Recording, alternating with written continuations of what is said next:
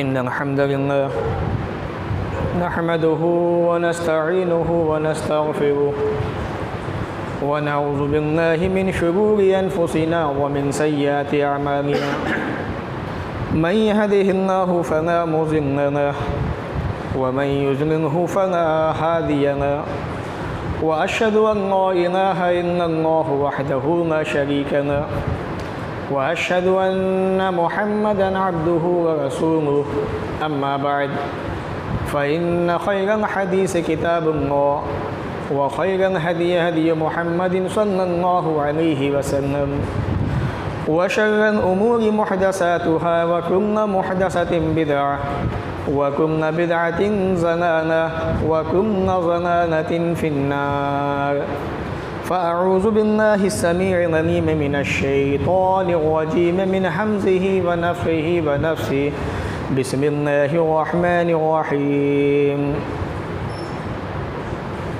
व इज़ा हकमतुम बैनन नासि अन तहकुमू बिल अदल रब्बि इश्रह ली सदरी व यस्सिर ली अमरी वहलुल उक़दतम मिन लिसानी यफ़क़हू क़ौली रब्बि ज़िदनी इल्मा आमीन अल्लाहुम्मा रब्बि ज़िदनी इल्मा आमीन।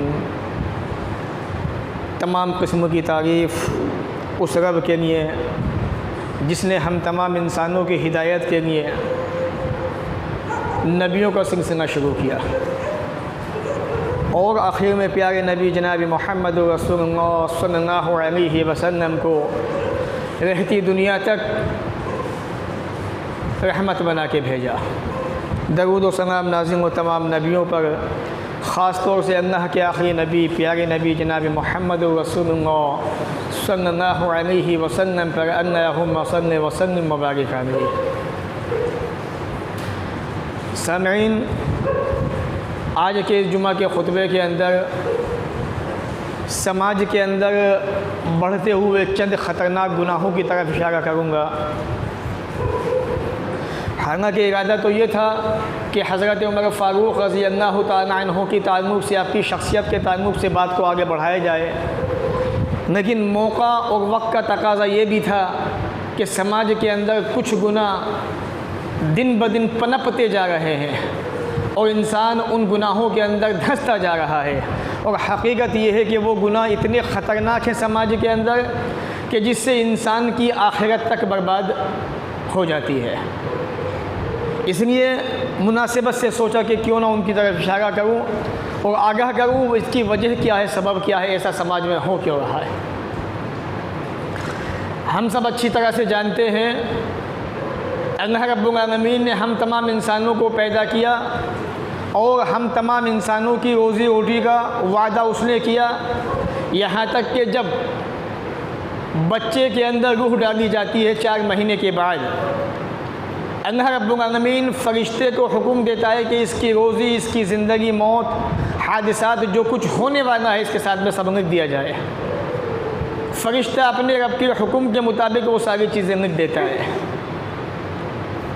लेकिन जब इंसान आहिस्ता आहिस्ता जवानी को पहुंचता है या मंजिल की तरफ चलता है तो हमारे ही अंदर कुछ ऐसी कमियां आ जाती हैं जिनकी बुनियाद पर हम कुछ ऐसे फैसले कर जाते हैं, कदम उठा जाते हैं जो हमारे लिए बड़े नुकसानदेह साबित होते हैं और मुस्लिम समाज के लिए बल्कि परिवार के लिए बड़े ख़तरनाक साबित हो जाते हैं। 3 चीज़ें मैंने नोट की हैं, इंशाअल्लाह मैं उन तीनों की तरफ इशारा करूँगा आपको। हालात और वक्त ये बताते हैं कि ये 3 गुनाह इस वक्त समाज के अंदर बहुत तेज़ी से पनप रहे हैं। इसके अलावा ही बहुत सारे गुनाह हैं जो पनप रहे हैं, लेकिन ये ख़तरनाक गुनाह बहुत ज़्यादा ख़तरनाक है। पहला गुनाह है उनके अंदर से किसी मुसलमान के खून को बहाना। हकीकत यह है कि अल्लाह रब्बुल आलमीन ने एक मुसलमान के खून को हराम करार दिया है। आज समाज और मुआशरे के अंदर होता क्या है, या तो कभी कभी ऐसा होता है कि एक आदमी आता है और सामने वाले को मार के चला जाता है। वजह क्या है, सबब क्या है, कुछ नहीं पता। कभी कभी ऐसा होता है कि अपने ही अपने का खून बहा देते हैं। जब वजह मालूम होती है तो इसकी गलती ये थी, इसने ऐसा किया था, इसकी गलती ये थी, इसने ऐसा कर दिया था, इसलिए हमने इसको मार दिया। वो इंसान जिसने किसी को मारा, कत्ल किया, क्या वो बड़े बड़े गुनाह नहीं करता है? अल्लाह तो उसको नहीं मारता, अल्लाह तो सजाएं नहीं देता उसको। एक आदमी जो शराब पी रहा है, शराब गुनाह कबीरा है, और जो आदमी शराब का आदी बन जाए, शराब पीने वाला जो आदी हो जाए वो, और बुतों की पूजा करने वाला, दोनों बराबर हैं हदीस के मुताबिक, और वो जहन्नमी है। अल्लाह तो उसे नहीं मारता। तो जब अल्लाह ताला हमें मौके देता है तो हमें भी अपने बच्चों को मौका देना चाहिए। कत्ल का तो सवाल ही नहीं है, शरीयत ने बिल्कुल हराम करार दे दिया। रसूल अकरम ने हज्जतुल विदा के मौके पर फरमाया था, इन्ना दिमाअकुम व अमवालकुम हरामुन अलैकुम, कि लोगों तुम्हारे माल, तुम्हारी प्रॉपर्टियाँ, तुम्हारी जायदादें, तुम्हारे आपस में खून बहाना, ये एक दूसरे पर हराम है। उसी तरीक़े से हराम है का हुर्मत यौमिकुम हाज़ा, जिस तरह से आज का दिन पवित्र है, मुक़द्दस है, अज़मत वाला है, इज़्ज़त वाला है, ऐसे ही मुसलमान की इज़्ज़त है। फ़ी शहरिकुम हाज़ा, मैं मक्का मुकर्रमा के अंदर ये ऐलान कर रहा हूँ मिना में खड़ा होके, जिस तरह से ये शहर अमन वाला है, ये दिन अमन वाला है, इज़्ज़त वाला है, इसी तरह से एक मुसलमान इज़्ज़त वाला है। फ़ी बलदिकुम हाज़ा, जिस तरह से ये शहर हुर्मत वाला, इज़्ज़त वाला है, ऐसे एक मुसलमान की अज़मत, उसकी इज़्ज़त है। सुनने में आता है, आपने सुना भी होगा, देखा भी होगा हाल ही के अंदर, कि फ़ला जगह जो है आपस में इस तरह से मामला हुआ और लोगों ने उसका मर्डर कर दिया, क़त्ल कर दिया। पर है ना, मारने वाले मुसलमान थे, मरने वाला मुसलमान था। जब तहकीक हुई तो पता चला अपना ही बच्चा था, वह अपनों ने ही अपनों को मार दिया। गलती क्या थी? बहुत मामूली सी छोटी सी गलती, बस गुस्सा आ गया और उसका कत्ल कर दिया। अल्लाह रब्बुल आलमीन ने कुरान मजीद सूरह निसा सूरह नंबर 4 नंबर 93 के अंदर फरमाया, वमन यक़्तुल मुअमिनन मुतअम्मिदन फजज़ाउ जहन्नम खालिदन फ़ीहा। अगर एक मुसलमान एजुकेशन, तालीम हासिल करने, वो कभी किसी को मार ही नहीं सकता। रसूल अकरम सल्लल्लाहु अलैहि वसल्लम के पास यही एजुकेशन थी। इसी तालीम की बुनियाद पर बड़े बड़े आपके दुश्मन आपके हो गए। कभी आपने किसी को नहीं मारा, हमेशा माफ़ी दी आपने, इंतकाम लिया। जब अल्लाह की हुदूदों को लोगों ने पामाल किया, अल्लाह की हदों को तोड़ा, कुरान के कानून को तोड़ा, इस्लाम का मजाक बनाया, वहाँ पे आप पीछे नहीं रहे, आपने वहाँ लोगों को डांटा, उनको वईदें बयान की, सज़ाएँ सुनाई उनको। उन्हीं सज़ाओं के अंदर ये भी बताया अल्लाह रब्बुल आलमीन ने कुरान मजीद के अंदर, वमन यक़्तुल मुअमिनन मुतअम्मिदन, जिसने किसी मोमिन को जानबूझ के कत्ल कर दिया। अभी देखा था आपने कैसा दर्दनाक मंजर था, आपके नज़दीकी का वाक़या है। बाप बेटे ने मिलकर किस तरह से बेटी का कत्ल किया। कोई ऐसे भी मारता है?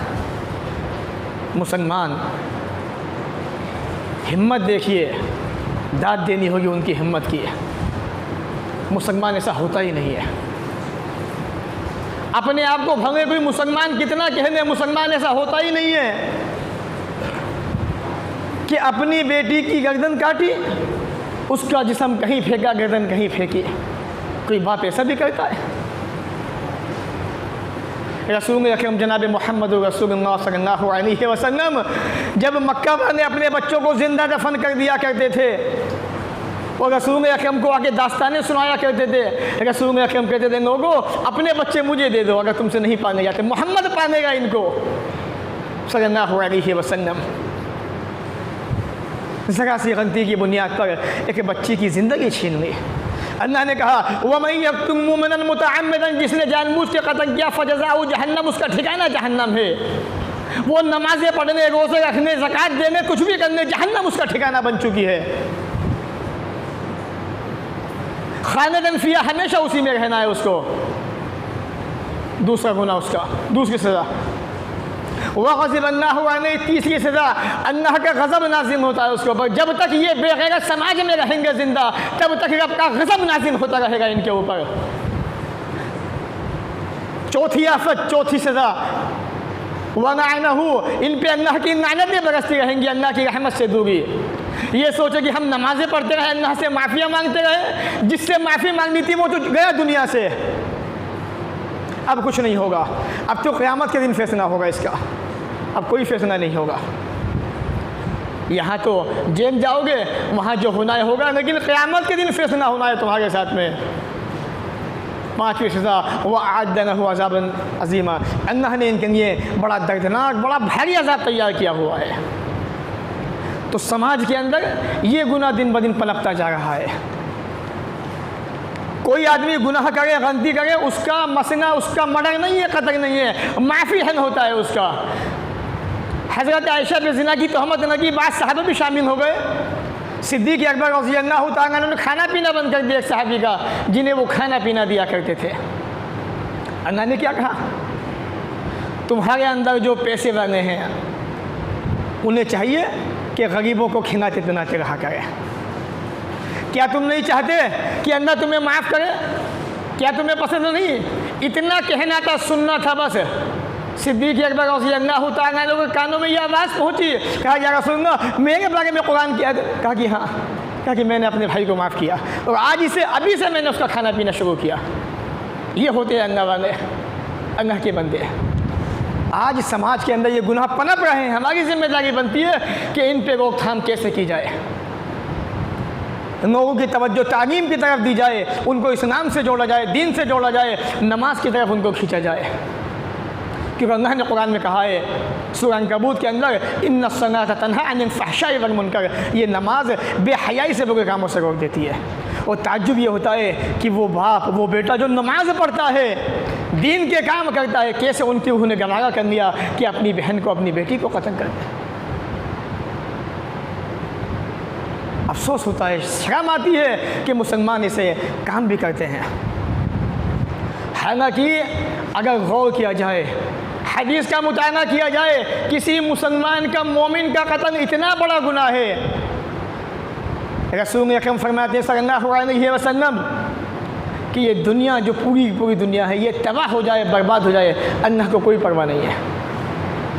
लेकिन एक मोमिन का मर्डर हो जाए, अल्लाह रब्बुल आलमीन तमाम की तमाम दुनिया के इंसानों को जहन्नम के अंदर फेंक सकता है। नबी अकरम ने फरमाया नौ अन्ना अहना समाए वल अर्ज़, अगर आसमान वाले, हालांकि वो गुनाह नहीं करते हैं, आसमान वाले गुनाह नहीं करते, लेकिन नबी ने एक मोमिन की अज़मत बयान की, मुसलमान की, फरमाया अगर आसमान वाले भी, ज़मीन वाले भी सब शामिल हो जाएं, शरीक हो जाएं एक मोमिन के कत्ल के अंदर, न अकब्बहुमुल्लाहु फिन्नार, अल्लाह ताला सबको जहन्नम के अंदर फेंक दे, किसी को न छोड़े। ये एक मुसलमान की, एक मोमिन की अज़मत है। सुनन तिरमिज़ी हदीस नंबर 1398 है।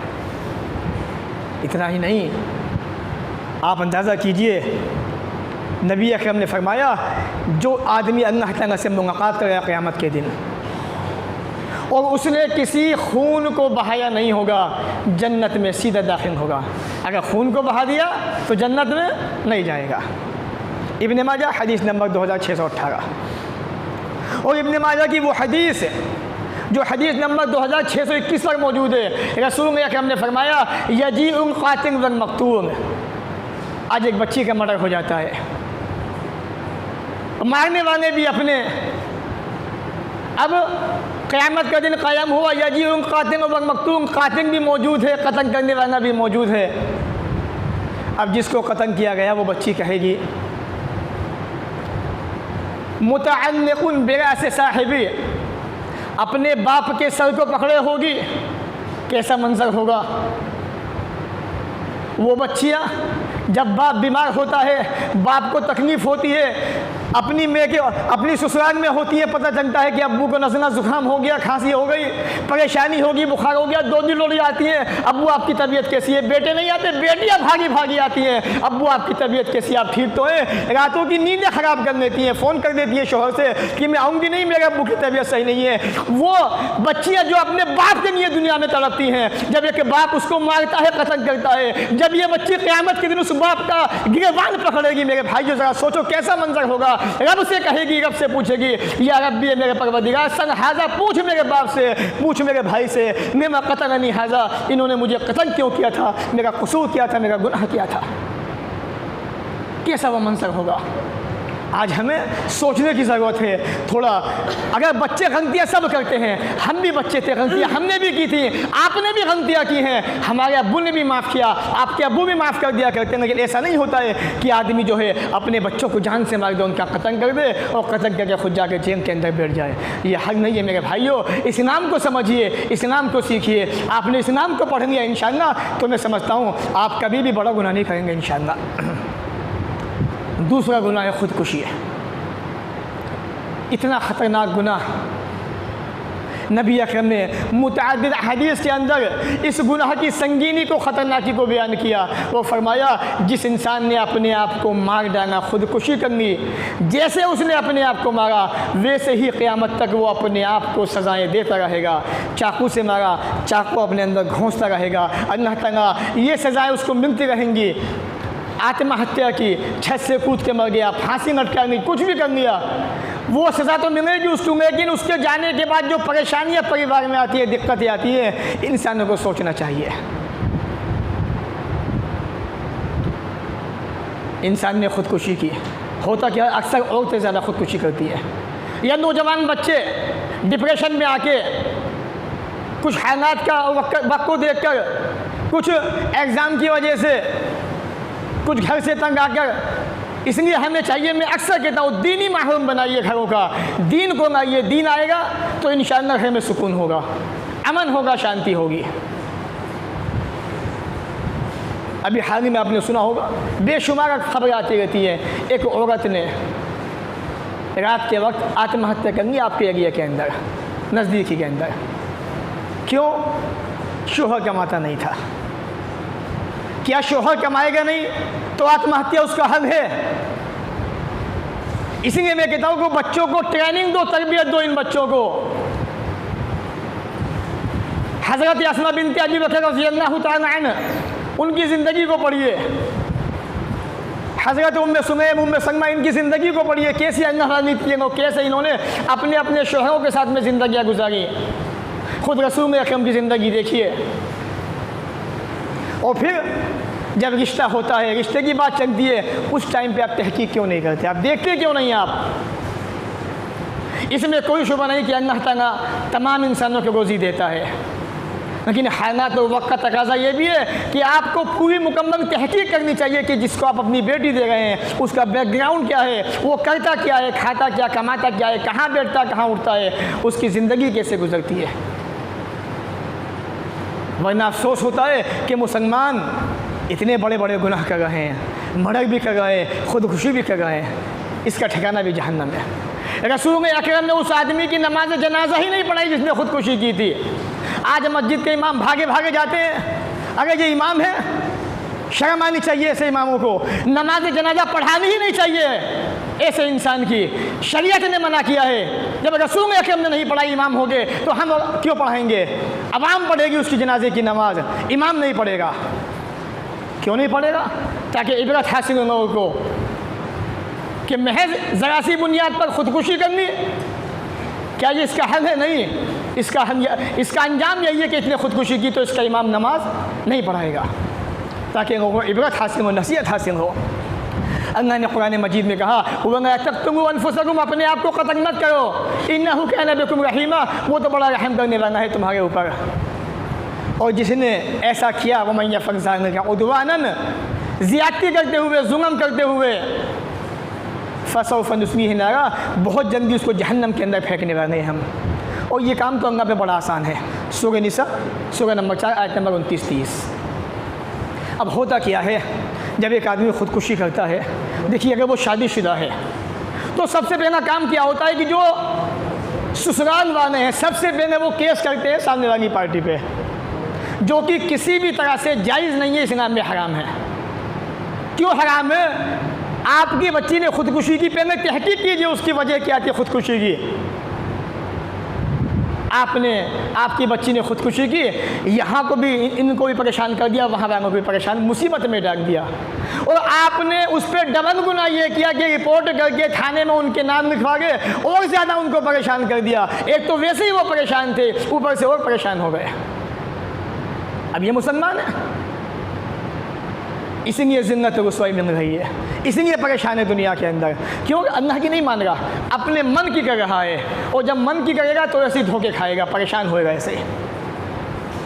जबकि रसूल अकरम ने फरमाया था ना ज़रर व ना ज़िरार, इब्न माजा हदीस नंबर 2340, ना तो अपने आप को नुकसान पहुँचाओ, ना सामने वाले को नुकसान पहुँचाओ। जाने वाला गया, उसने गुनाह किया, ख़ुदकुशी करनी नहीं करनी चाहिए थी, लेकिन आपको रिपोर्ट करने की ज़रूरत क्या थी? तहकीक करते हैं, पूछते उनसे आके। तो इसलिए शरीयत ने कहा ना ज़रर, ना अपने आप को नुकसान पहुँचाओ, वरना ज़िरारा, ना सामने वाले को नुकसान पहुँचाइए आप। हज़रत उमर का दौर देखिए, लोग डरते थे गुनाह करते में। उमर फ़ारूक ने देख लिया वो वाक़या बच्ची का, रात का वक्त है, उमर फ़ारूक रज़ियल्लाहु तआला अन्हु गश्त कर रहे हैं, बड़ा मशहूर वाक़या है सीरत उमर फ़ारूक का। गश्त करते करते एक मकान के पास पहुँचे, अंदर से आवाज़ आई कि बेटी दूध में पानी मिला दे। बच्ची कहती है अम्मी अल्लाह का डर नहीं है, और फिर अमीरुल मोमिनीन का हुक्म है कि दूध में पानी नहीं मिलाया जाए। कहा कि बेटी इस वक्त अमीरुल मोमिनीन को क्या पता कि हम क्या कर रहे हैं। कहा अम्मी मना किया है, अल्लाह तो देख रहा है, मैं दूध के अंदर पानी नहीं मिलाऊंगी। उमर फ़ारूक सारा वाक़या दरवाजे पे खड़े होकर सुन रहे हैं। सुबह होती है, साहबी रसूल से कहते जाओ फना मकान पे पहुँचो, जाके देखो, पता करो किसका मकान है, और कहो कि अमीरुल मोमिनीन अपने बेटे का निकाह तुम्हारी बेटी से करना चाहते हैं। ये वही उमर फ़ारूक हैं। मदीना के अंदर मस्जिद नबी के अंदर दो आदमी बैठे हुए बातें कर रहे हैं मिंबर रसूल के पास। बातें करते हुए देखा, मस्जिद से बाहर निकले, कंकरी उठाई, ऐसे फेंकी उनकी तरफ, इशारे से कहा यहाँ हो। दोनों को बुलाया, कहा कि तुम मस्जिद के अंदर बैठ के ऊंची आवाज़ से बातें कर रहे हो, कहाँ से आओ? कहा कि फला जगह से आया। कहा कि मदीना के होते इतना मारता, दोनों की हालत ख़राब कर देता। शहर के बाहर के हो, आइंदा मस्जिद के अंदर ऊंची आवाज़ से बात मत करना बैठ के। ये उमर फ़ारूक थे। लोग डरते थे गुनाह करते में, कांपते थे उनकी रूह है। इसीलिए अल्लाह के नबी ने फरमाया ना अपने आप को नुकसान पहुँचाओ, ना सामने वाले को नुकसान पहुँचाओ। देखिए एक वाक़या सही बुखारी के अंदर मौजूद है, हदीस नंबर 1364 पर रसूल अकरम फरमाते हैं कि एक आदमी था, उसे ज़ख़म लग गया हाथ के अंदर, उसने चाकू उठाया और अपना हाथ काट डाला। जब उसने अपना हाथ काटा तो हाथ से खून बहने लगा, बहते बहते उसका इंतकाल हो गया, उसकी मौत हो गई। नबी अकरम फरमाते हैं अल्लाह ने फरमाया बादरनी अब्दी बिनफ्सिही, मेरे बंदे ने अपनी जान के मामले में जल्दबाजी से काम लिया। मौत देने वाला तो मैं हूँ, इसे ऐसा नहीं करना चाहिए था, इसे अपना हाथ नहीं काटना चाहिए था। क्या हुआ? गवाह रहो, हराम तो अलैहिल जन्ना, मैंने अपने इस बंदे पे जन्नत को हराम कर दिया, ये बंदा जन्नत में नहीं जाएगा। खुदकुशी एक ऐसा गुनाह है जो अच्छे खासे इंसान को जन्नत की बजाय जहन्नम का ईंधन बना देती है। आज मुसलमानों के अंदर ये गुनाह दिन ब दिन बढ़ता जा रहा है। इसलिए इन पे रोक लगाई जाए, तालीम की तरफ, तालीम के मैदान में आगे आए जाए। और मैं तो अक्सर कहता हूँ कि लोगों अपने अपने घरों के अंदर दीनी माहौल बनाओ, रोज़ाना रात को सोते वक्त कुरान की आयत का तर्जुमा पढ़ो, एक हदीस अपने बच्चों को पढ़ के सुनाओ, ताकि आने वाले वक्त के अंदर ये बच्चे दीनदार बने, दीनी माहौल कायम करें और तुम्हारे लिए नेकियों का ज़रिया बन जाएँ। ऐसे काम करो, वरना हकीकत ये है, आप ये मुस्लिम कॉलोनियाँ जितनी भी हैं जाके देखिए कितने नौजवान मुस्लिम बच्चे ऐसे हैं जो जुमा की नमाज़ तक नहीं पढ़ते हैं, शराब के आदी हो चुके हैं। अभी एक जगह जाना हुआ, एक साहब का फ़ोन आ गया कि एक साहब की तबीयत ज़्यादा ख़राब है, इमाम साहब आप आ जाइए, इस तरह की बात है कि ऊपरी असर का मसला है। मैंने कहा भाई मैं इस तरह के केस में जाता नहीं हूँ, रात के वक्त में बिल्कुल नहीं जाता कहीं पर। मेरा दोस्त से जाना पड़ा, पता चला कि भाई पे ऊपरी असर तो था नहीं, भाई ने पौवा चढ़ाया हुआ था, पौवा भी ज़बरदस्त वाला। तो हालात ये हैं, ये मुसलमान हैं जो इस तरह की हरकतें कर रहे हैं, रातों को अपनों को परेशान कर रहे हैं, दूसरों को परेशान कर रहे हैं। शर्म तुमको मगर नहीं आती। तो इसलिए ये वो गुनाह है जो समाज के अंदर पनप रहे हैं। एक और चीज़, तीसरी चीज़ है, आज समाज के अंदर नाइंसाफ़ी बढ़ती जा रही है, हमारे अंदर भी गैरों के अंदर भी। इंसानों को चाहिए कि इंसाफ से काम लें, अल्लाह ने कुरान मजीद में फरमाया वइज़ा हकमतुम बैनन्नास अन तहकुमू बिल-अदल, ए नबी अकरम जब आप लोगों के दरमियान फैसला करें तो इंसाफ से काम लीजिए आप, और इंसाफ देखना है रसूल अकरम की पूरी ज़िंदगी देख लीजिए, उमर फ़ारूक की मुकम्मल ज़िंदगी उठा के देख लीजिए, इंसाफ से भरी हुई है। आम आदमी हो, ख़ास आदमी हो, हुकूमत हो, शरीयत के अंदर सबको इंसाफ करने का हुक्म है। इसकी एक मिसाल मैं आपको देता हूँ। उमर फ़ारूक का ज़माना है रज़ी अल्लाह तआला अन्हु, हज़रत अम्र इब्न आस रज़ी अल्लाह तआला अन्हु अब गवर्नर है। हज़रत उमर के बेटे ने एक गुनाह कर दिया। उसूल ये था कि सज़ा जो दी जाती थी वो समाज के अंदर लोगों के सामने दी जाती थी।